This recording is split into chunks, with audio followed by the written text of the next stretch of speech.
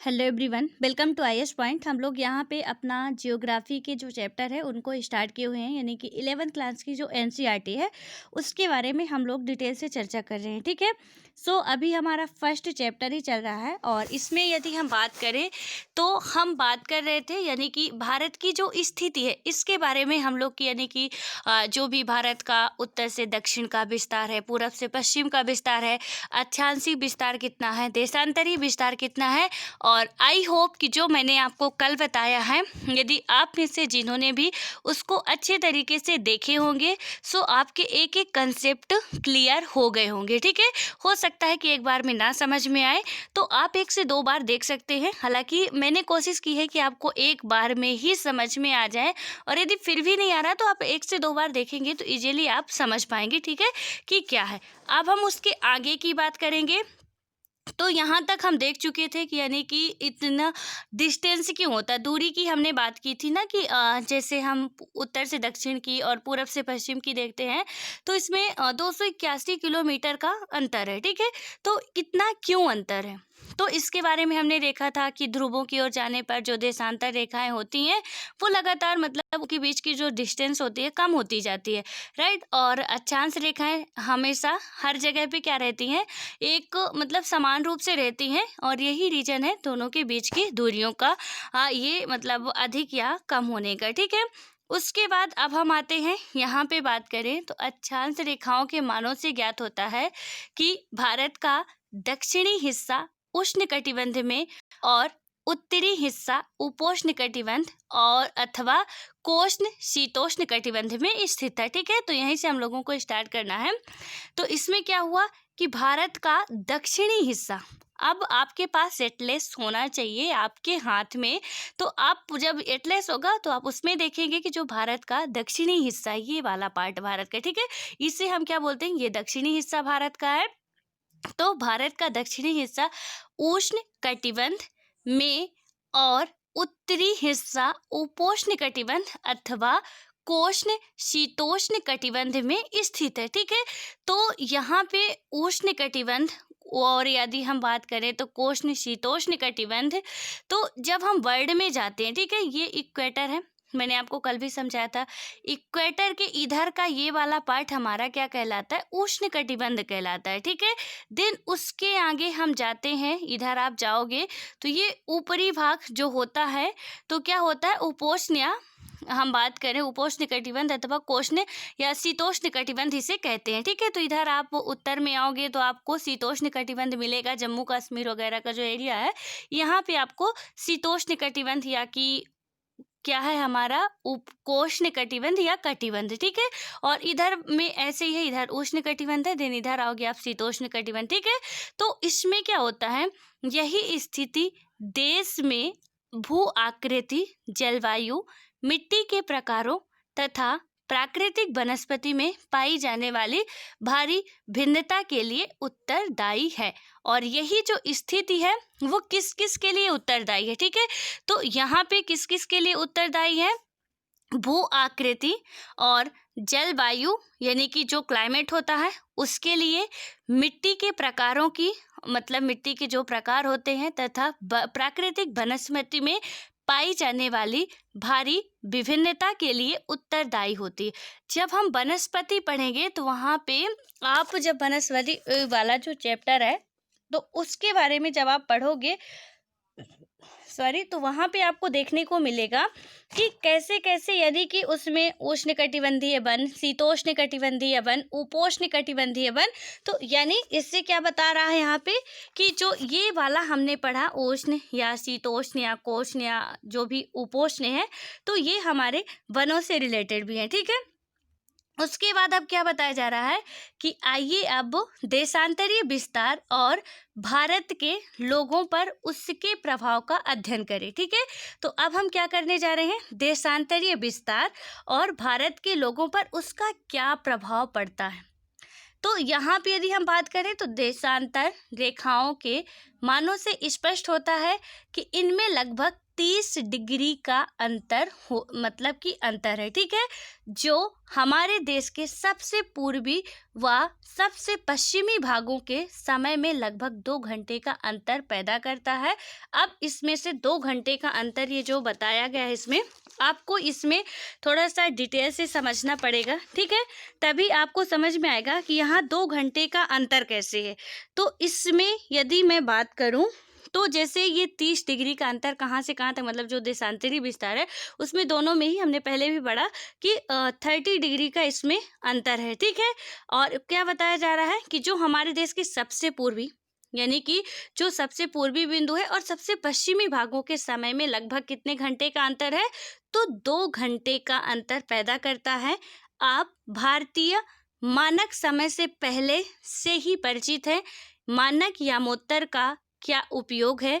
जब उत्तर पूर्वी राज्यों में जैसलमेर की तुलना में सूर्योदय 2 घंटे पहले उदय होता है, तो पूर्व में डिब्रूगढ़, इम्फाल तथा देश के अन्य भागों में स्थित जैसलमेर, भोपाल अथवा चेन्नई में घड़ियों का एक जैसा समय दिखाती है। ऐसा क्यों होता है?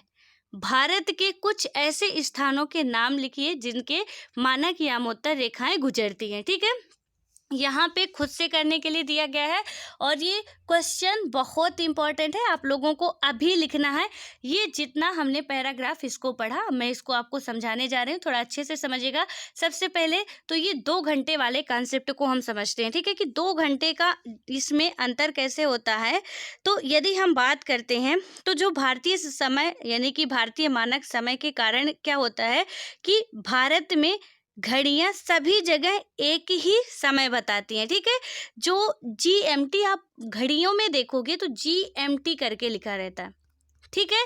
तो GMT का मतलब क्या होता है? Greenwich mean time. इसका आप फुल फॉर्म भी लिख लीजिए, ग्रीनविच मीन टाइम होता है। जो मानक रेखा होती है वो कहाँ से? ग्रीनविच से होकर गुजरती है, ठीक है, और बीचों बीच आती है। यानी कि क्या बात करें, जो भी हमारा यहाँ पे यदि हम देखते हैं, मैप में देखें आप तो पता चलेगा ये 80 डिग्री है, ठीक है। 82.5 डिग्री मान के चलिए यहाँ से आएगी, तो जब 82.5 डिग्री मानक रेखा ऐसे आएगी, इधर से ऐसे जाएगी, ठीक है, यहाँ से ऐसे जाएगी।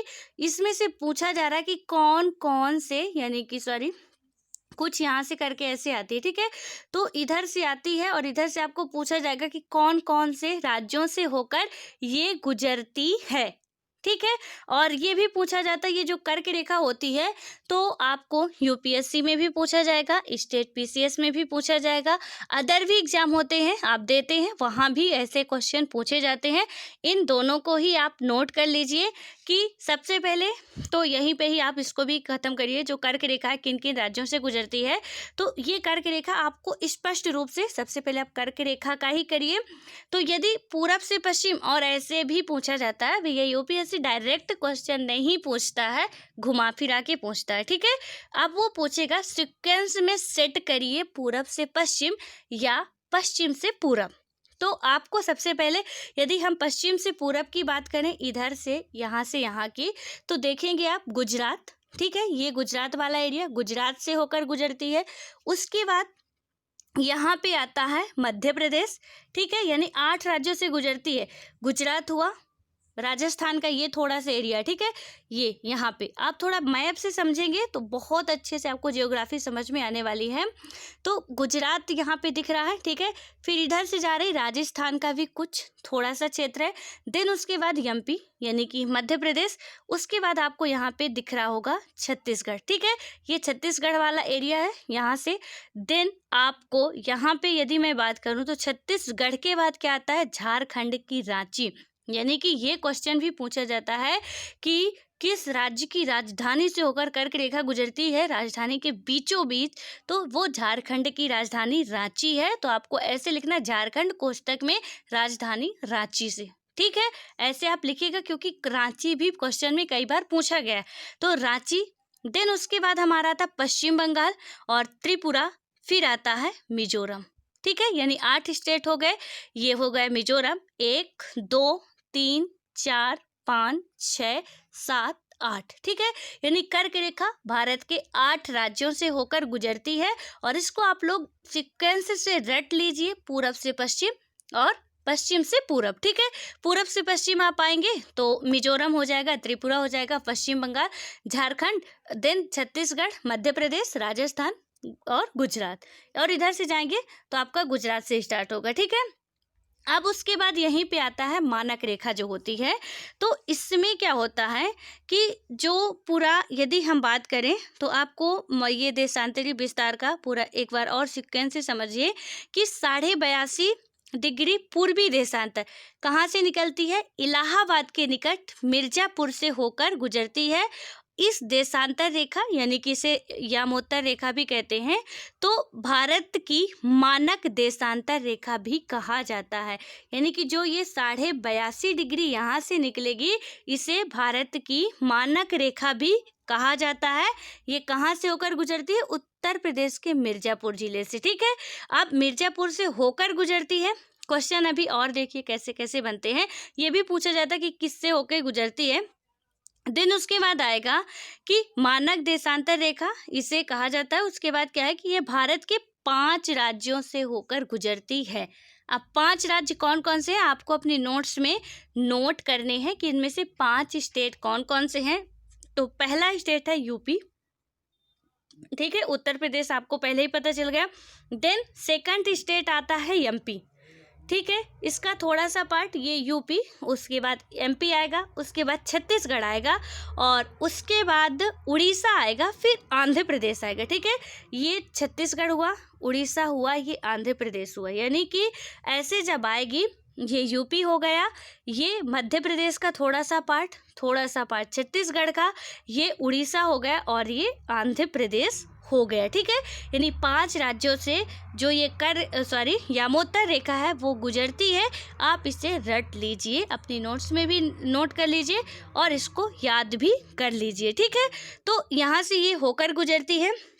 देन उसके बाद होता क्या है कि भारतीय मानक समय यानी कि 82.5 डिग्री भी पूछा जाता है कि मानक समय कितने देशांतर है, तो आपको उसमें 82.5 डिग्री ऑप्शन लगाना होगा, ठीक है।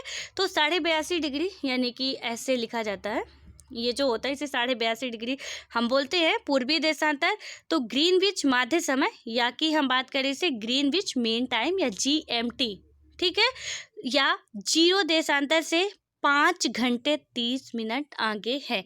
यानी कि ग्रीनविच जो मान समय है या कि जीरो देशांतर से कितने घंटे आगे है। अब जीरो देशांतर की बात करूं मैं, यदि यहाँ पे ग्लोब बनाऊं, जीरो देशांतर कहाँ पे आएगा? जीरो देशांतर ये होगा, जैसे जीरो अक्षांश ये है तो 0 डिग्री देशांतर यही होगा ना, ये वाला।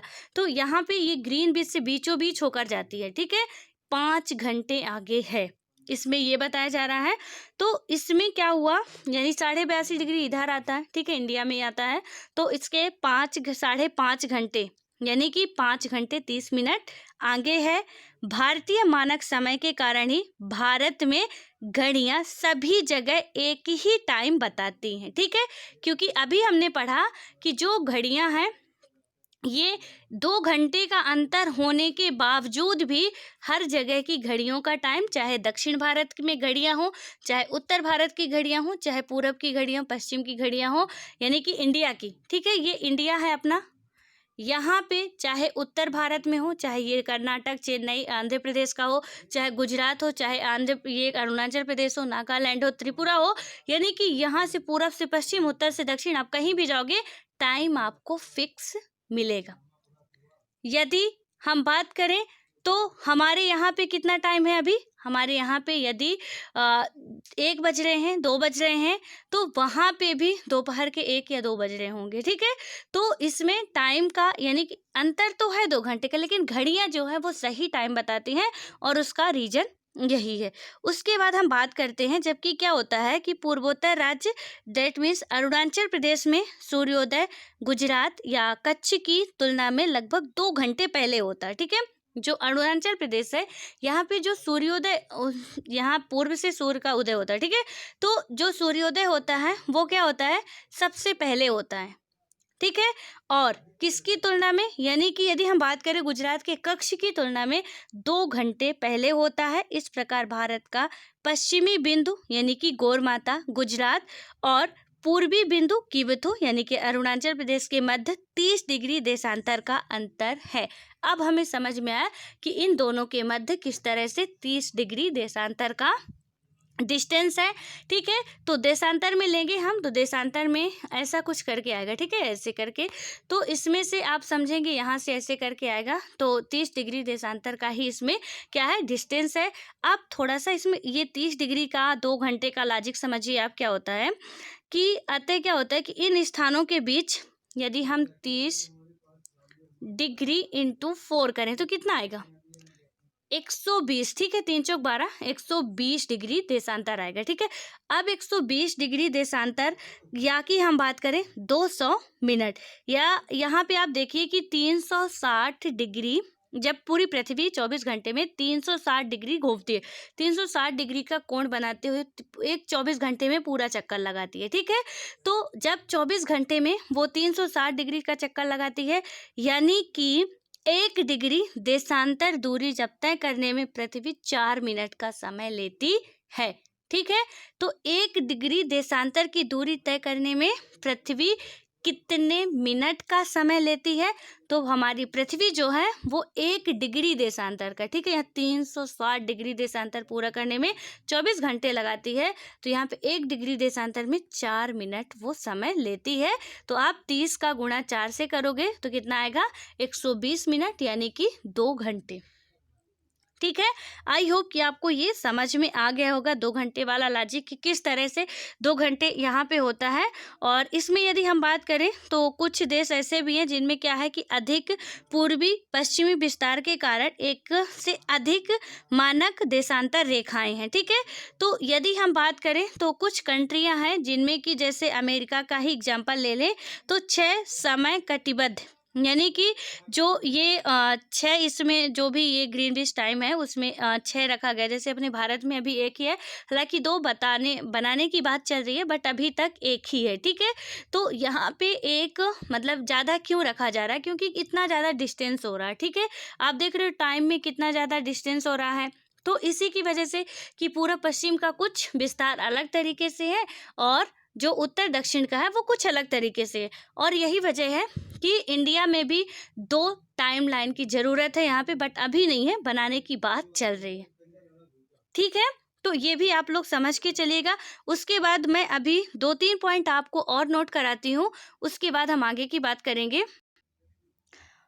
जो मैंने यहाँ पे अभी बात की गौर माता और किबुतु, ठीक है, ये माइंड में आपके आना चाहिए, ये है क्या चीज़।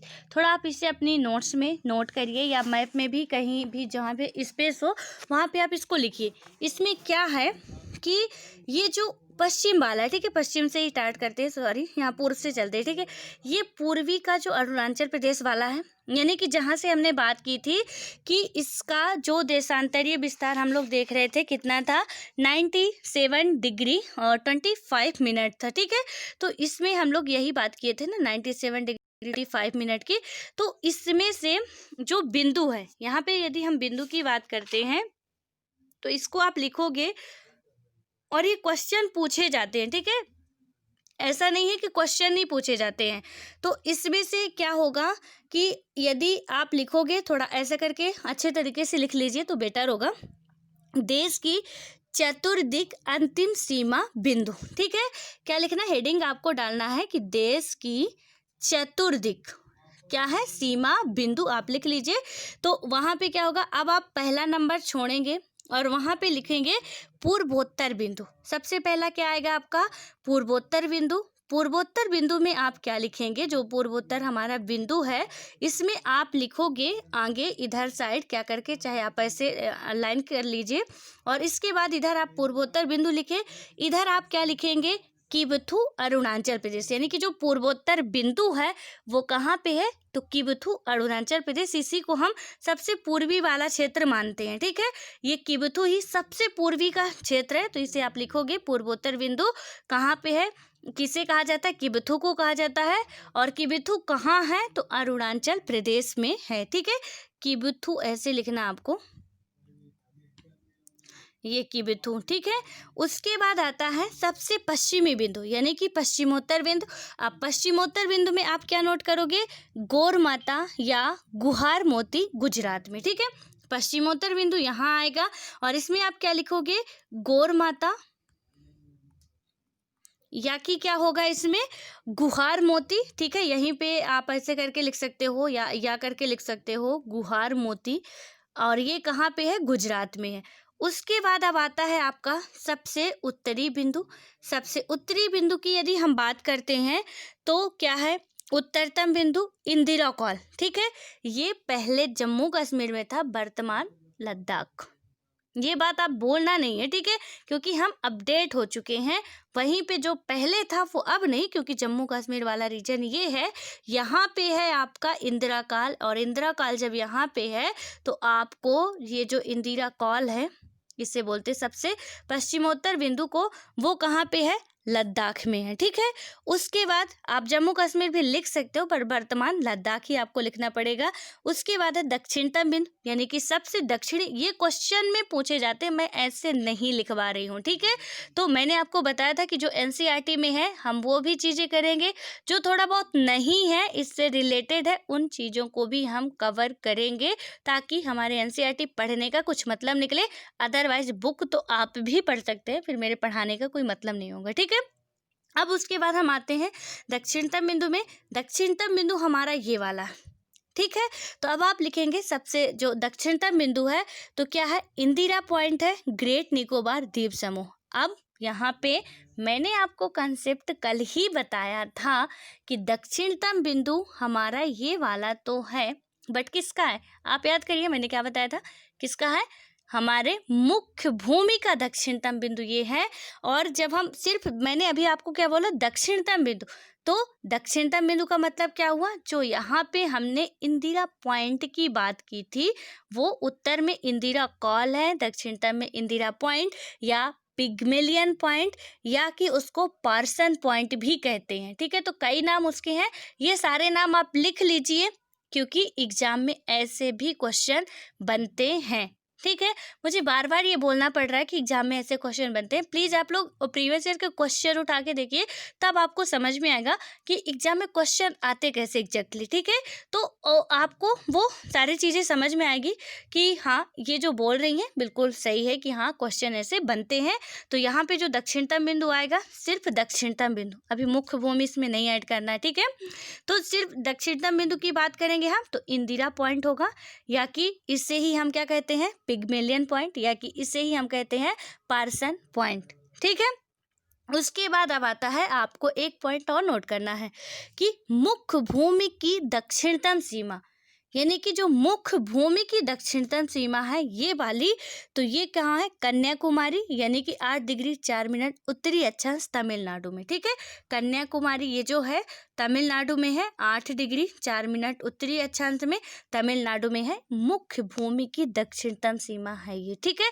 दक्षिणतम बिंदु और है, दक्षिणतम, मुख्य भूमि की दक्षिणतम सीमा कुछ और है। आई होप कि आप ये समझ गए होंगे। अब हम बात करें यहाँ पे, तो ये जो 6.5 घंटे का था या 6 कटबंदी देश, इसको मैंने आपको समझा दिया है।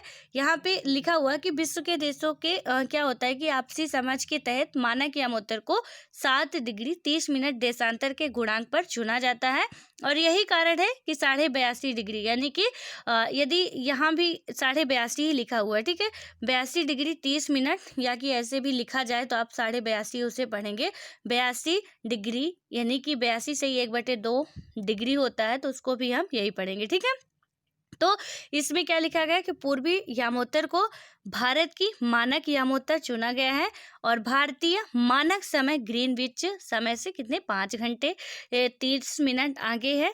कुछ देश जिनके क्या है कि अधिक पश्चिम पूर्व विस्तार के कारण एक से अधिक मानक, या कि हम बात करें देशांतर रेखाएं हैं, उदाहरण के लिए संयुक्त राज्य अमेरिका की 6 मानक रेखाएं, ठीक है।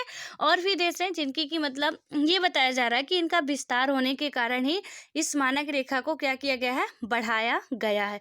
उसके बाद अब हम बात करते हैं कि इसमें क्या लिखा है, इसमें पूर्वी जगत में भारत की स्थिति, ठीक है। तो पूर्वी जो जगत है, पूर्वी जगत मतलब पूरे विश्व में, तो यहाँ पे भारत की स्थिति क्या है इसके बारे में दर्शाया गया है।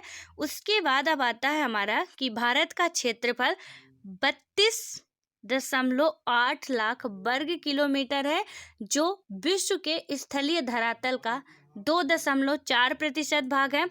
इस प्रकार भारत विश्व का 7वां बड़ा देश है। क्या आपको 9वीं कक्षा की पुस्तक में पढ़े गए भारत के बड़े देशों के नाम याद है? यानी कि भारत से जो बड़े देश थे, क्या आपको यहाँ पे बताया जा रहा है कि आपने शायद 9th क्लास में जो भी आप अच्छे तरीके से पढ़े होंगे यदि, तो आई होप कि वहाँ पे याद होगा आपको। ठीक है, याद नहीं भी हो तो कोई बिल्कुल टेंशन लेने की ज़रूरत नहीं, मैं जस्ट अभी आपको बता रही हूँ।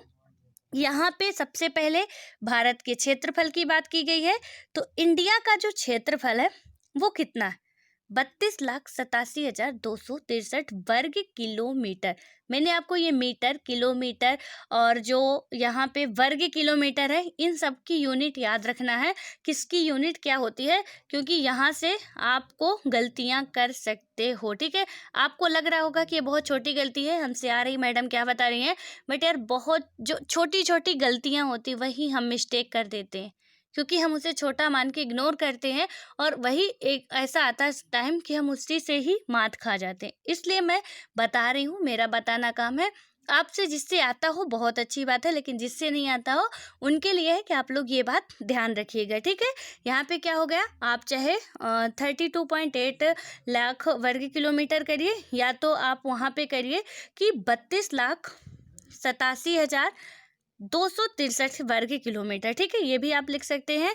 और पूरे विश्व के धरातल का हम बात करें कि प्रतिशत में कितना है, हमारा भारत का क्षेत्रफल कितना है, तो कितना है, 2.4% है।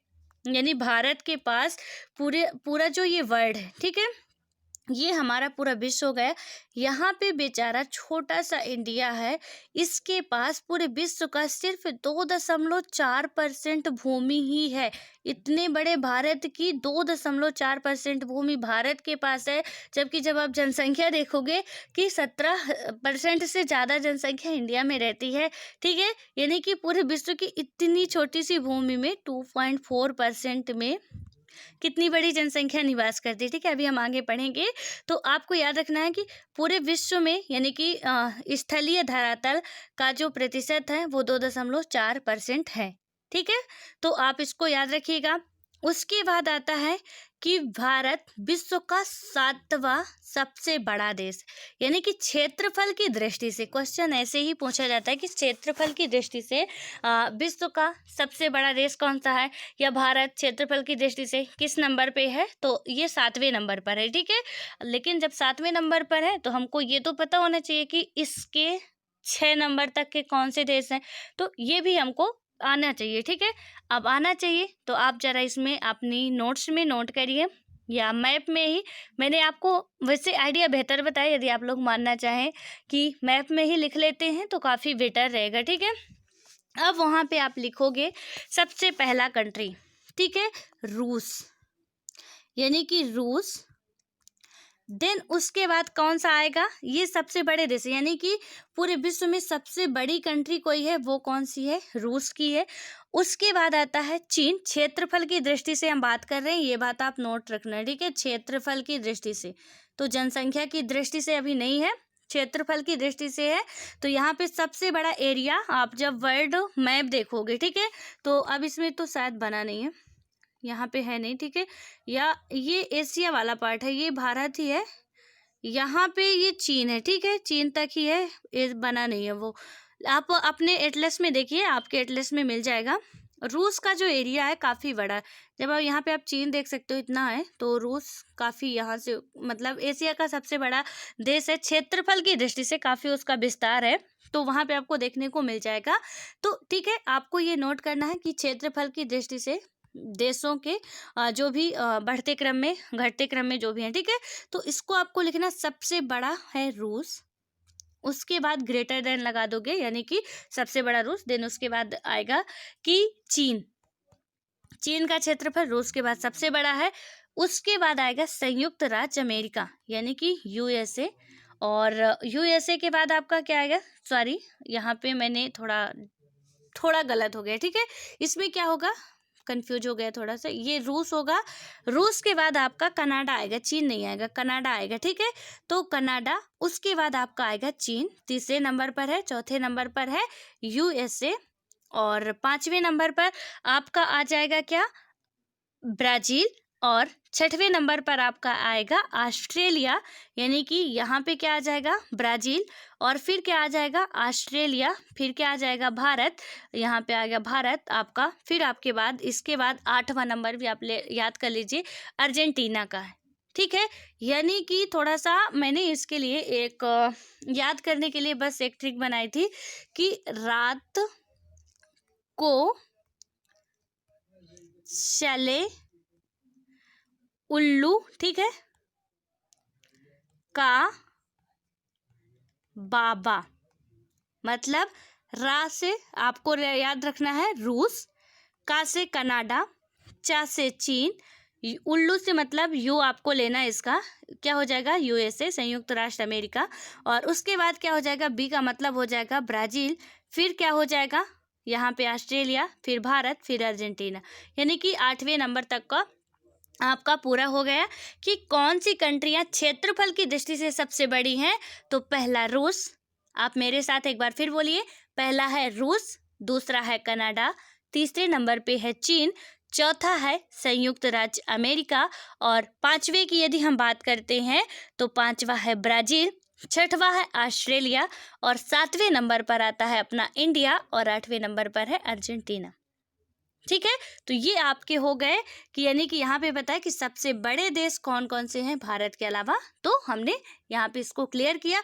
अब आता है भारत के आकार के बारे में, तो अब आकार को हम अपने नेक्स्ट वीडियो में कंप्लीट करेंगे और मिलते हैं। तब तक जो मैं जितना पढ़ाई हूँ प्लीज़ आप उसको एक बार फिर रिवाइज करिएगा, एक बार 2 बार, यानी आपको ये पूरा फैक्ट है, ठीक है, पूरा एकदम से फैक्ट है, फैक्चुअल है आपको, इसीलिए एनसीईआरटी से हमारा प्री कंप्लीट होता है, इसीलिए आपको इसको अच्छे तरीके से पढ़ना है। और यदि आप पढ़ लेते हैं, यकीन मानिए जियोग्राफी में कुछ और पढ़ने की अलग से आपको ज़रूरत मेरे ख्याल से तो बिल्कुल नहीं होनी चाहिए किसी भी तरह से। यदि आप एनसीईआरटी 11th और 12th की कंप्लीट करते हैं तो फिर आपको कभी कहीं से भी ऐसा नहीं लगेगा कि हमें अब कुछ और पढ़ना चाहिए, ठीक है। और जब आप पढ़ेंगे अच्छे तरीके से तभी ये कॉन्फिडेंस आपके अंदर आ पाएगा और थोड़ा ट्रस्ट बना के रखेंगे तब, ठीक है। कि अब यहाँ पे आपको यूट्यूब पे हो सकता है बहुत क्लासेज मिल जाएं, तो अब ऐसा नहीं है, आप किसी से पढ़ो, एक से पढ़ो, तो लगातार पढ़ो ताकि आपको वो चीज़ें समझ में आए।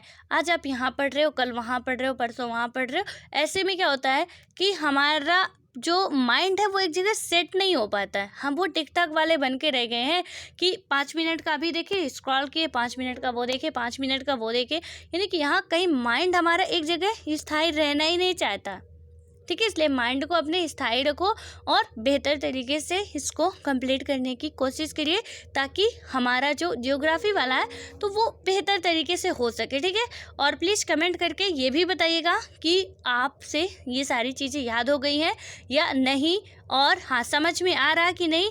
और आज आपके लिए होमवर्क है जो मैंने अभी आपको बताया है कि कर्क रेखा कितने राज्यों से होकर गुजरती है, प्लस मानक जो देशांतर रेखा है वो कितने राज्यों से होकर गुजरती है, दोनों के राज्यों के नाम, यानी कि जो जितने राज्यों से होकर गुजरती है संख्या भी प्लस उनके नेम भी आपको कमेंट बॉक्स में लिख के बताना है, ठीक है। पूरी ईमानदारी से वीडियो आप एक बार सुनेंगे तो मुझे नहीं लगता आपको भूलेगा। कहीं से पहले सर्च नहीं करना, पहले माइंड पे सर्च करिएगा कि अभी मैडम ने बताया जस्ट, तो क्या मुझे याद है, याद नहीं है, आपने जो अपनी नोट्स में लिखे होंगे उसको आप रिवाइज करिएगा, उसके बाद बताने की कोशिश करिएगा, और नहीं फिर भी बन रहा फिर और कहीं की आप हेल्प लीजिएगा, ठीक है।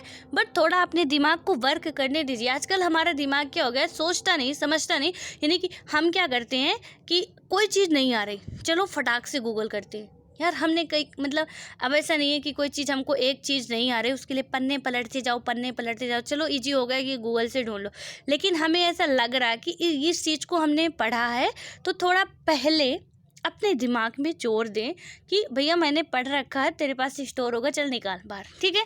पहले अपने माइंड से बात करें कि यहाँ पे हमने पढ़ रखा, वो हमें चीज़ें याद आनी चाहिए, थोड़ा सा कोशिश करें याद नहीं आती, थोड़ा आपको टाइम लगेगा, और जब वो चीज़ें याद नहीं आएंगी आपको और फिर आप उस पर वर्क करोगे, सर्च करोगे, तो आपको अच्छी तरीके से, नहीं तो कोई भी आपको चीज़ नहीं बनी, चलो गूगल करते, गूगल किया हमने, गूगल करके कॉपी करके पेस्ट कर दिया, क्या है, कुछ नहीं है, हमसे तो वो चीज़ें बनी ही नहीं, लाइफ में बनेंगी भी नहीं, क्योंकि हमने उसको पढ़ने की कोशिश नहीं की, सोचने की कोशिश नहीं की उस टॉपिक के बारे में। इसलिए हमको वो टिकटॉकर वाला नहीं बनना कि 5 मिनट 5 मिनट 5 मिनट, ठीक है, हमको पूरा अपना माइंड सेट करके चलना है, क्योंकि यूपीएससी है, यहाँ 12 से 14 घंटे, 16 घंटे, 20 घंटे भी लोग पढ़ते हैं और पढ़ना पड़ता है। ये बिल्कुल फैक्ट है यार। आप जब यूपीएससी में यानी एकदम से लग ही जाओगे कि अब करना ही है, तो फिर आपके लिए कोई 20 घंटे भी ना आप समझ नहीं पाओगे कि कब निकल गए। ठीक है, आपको खुद नहीं पता चलेगा कि निकल गए 20 घंटे यार, क्योंकि टाइम का वहाँ फिर कोई वही नहीं रह जाता, इंपॉर्टेंस ही नहीं रह जाती। हमारा टारगेट पूरा होना चाहिए। चिड़िया की आँख हमें दिखना चाहिए, टाइम नहीं दिखना चाहिए, टाइम क्या आएगा जाएगा, ठीक है। तो इसलिए आप मिलते हैं नेक्स्ट वीडियो में, तब तक के लिए bye bye, all the best.